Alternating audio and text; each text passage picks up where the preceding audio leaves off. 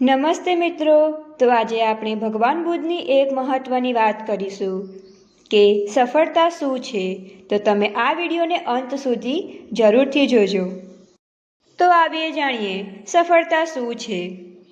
સફળતા વિશે વિચાર કરું ત્યારે એક વાત મને હંમેશા યાદ આવે છે એ કે હું તમને કહેવા માંગુ છું। ખૂબ દૂરના દેશમાં એક ગામ હતું। એક દિવસ એક ગરીબ પ્રવાસી ત્યાં આવી પહોંચ્યો અને પૂછપરછ કરી, શું આ ગામમાં કોઈ સારી નોકરી છે? નોકરી એવી હોવી જોઈએ જે મને સફળતા અપાવે। એવું કશું હોય તે મહેરબાની કરીને મને જણાવો। આ આગંતુક આખા ગામમાં ફર્યો અને જે સામે મળે તેને આ સવાલ કરે, પરંતુ ગામવાસીઓ તેના આ સવાલથી મૂંઝવણમાં મુકાયા। તેમણે આગંતુકને પૂછ્યું, તમે કઈ સફળતાની વાત કરો છો? સારી નોકરી એટલે કેવી? અમને તમારી વાત સમજાતી નથી। અમે દરરોજ સવારે સૂર્યોદય સાથે જાગીને અમારા ખેતરમાં જઈએ છીએ, ત્યાં ખોદકામ કરીએ છીએ, પાણી પીએ છીએ, ખાતર નાખીએ છીએ અને પાક ઉગાડીએ છીએ। સૂર્યાસ્ત થતાં અમે ઘરે પરત આવીએ અને ભોજન કરી પરિવાર સાથે મજા કરીએ છીએ અને પછી સૂઈ જઈએ છીએ। આ અમારો રોજિંદો ક્રમ છે।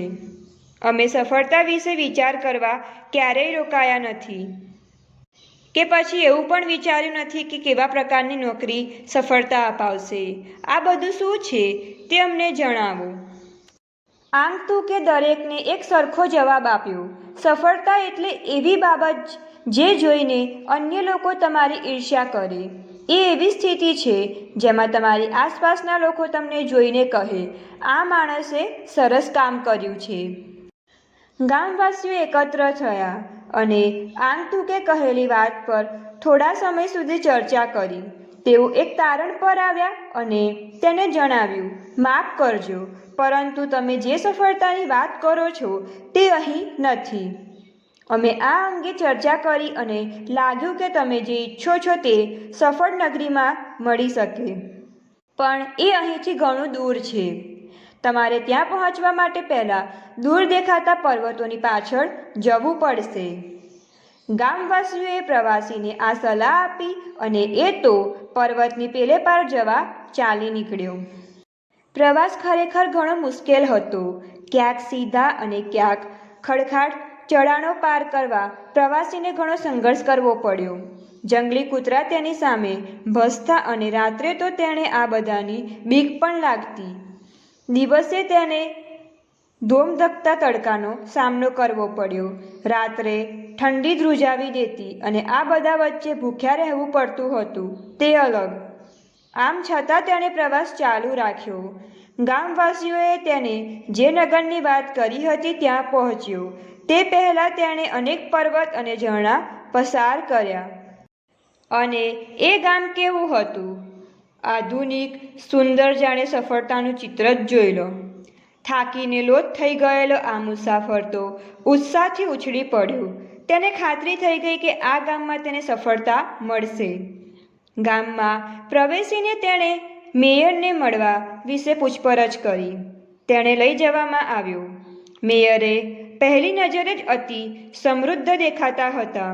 તંદુરસ્ત શરીર, હળવી દાઢી અને ભપકારદાર વસ્ત્રો તથા સંપત્તિની છાપ તેમના સમગ્ર વ્યક્તિત્વમાં છલકાતી હતી।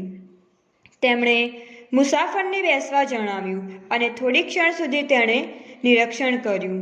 પછી તેમણે કહ્યું, આ ગામ સફળ નગરી કહેવાય છે અને અહીં માત્ર એવા લોકોને પ્રવેશ મળે છે જે સફળ થયા હોય। જેમણે સફળતા ન મેળવી હોય તેમને અંદર આવવા દેતા નથી। તમને જોઈને હું કહી શકું છું કે તમારી પાસે નાણાં નથી, તમારા કપડાં ચૂંથાયેલા અને મેલા છે અને તમે થાકી ગયેલા લાગો છો। તમારા જેવી વ્યક્તિને આ ગામમાં પ્રવેશ નહીં આપી શકું। આટલું સાંભળીને ગભરાઈ ગયેલા પ્રવાસીએ કહ્યું, મેયર સાહેબ, હું અહીં સફળ થવા માટે આવ્યો છું। મેં સફળતા મેળવી લીધી છે કે નહીં તેનો ખરેખર કોઈ અર્થ નથી। મુદ્દો એટલો જ છે કે હું અહીં સફળ થાઉં। મેયર તેની સામે તાકી રહ્યો, પછી બોલ્યા, બરાબર છે, તો પછી તમે સફળતા કેવી રીતે મેળવશો એ મને જણાવો. તમારી પાસે યોગ્ય કપડાં નથી, તમે કેટલાય દિવસથી ભોજન લીધું હોય એવું લાગતું નથી, અને આરામ કરવા માટે પણ તમારી પાસે કોઈ જગ્યા હોય એવું લાગતું નથી.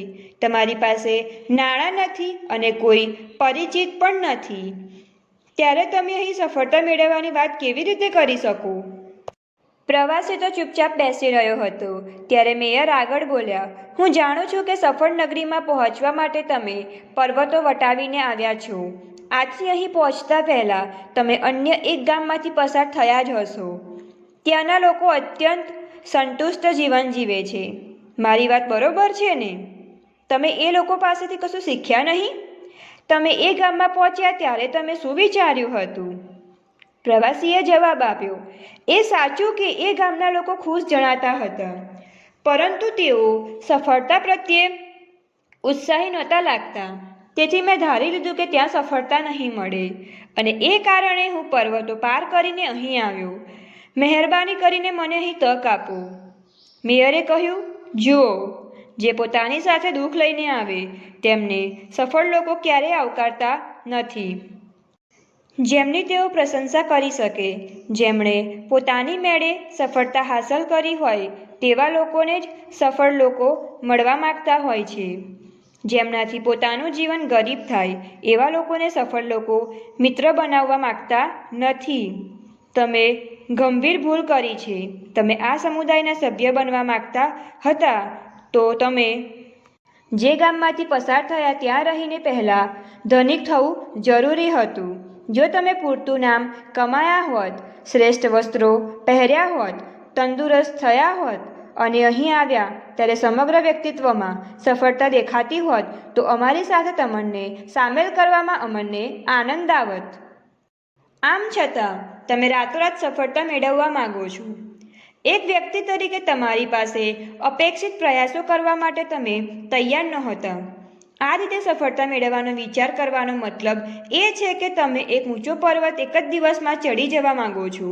તમારે રોજ રોજ પ્રયાસ કરીને તમારા જીવનને સફળ બનાવવું જોઈએ, અને એ રીતે તમે ખુશી મેળવો ત્યાર પછી જ ઊંચાઈ નામની અપેક્ષા રાખી શકો. જીવનનો અર્થ આ છે, અને એ તમારે સમજવો પડે. હાલના તબક્કે આ ગામમાં હું તમને સ્થાન આપી શકું એવું મને લાગતું નથી. અને આ સાથે એ પ્રવાસીને ગામની સરહદની બહાર મૂકી આવવામાં આવ્યો.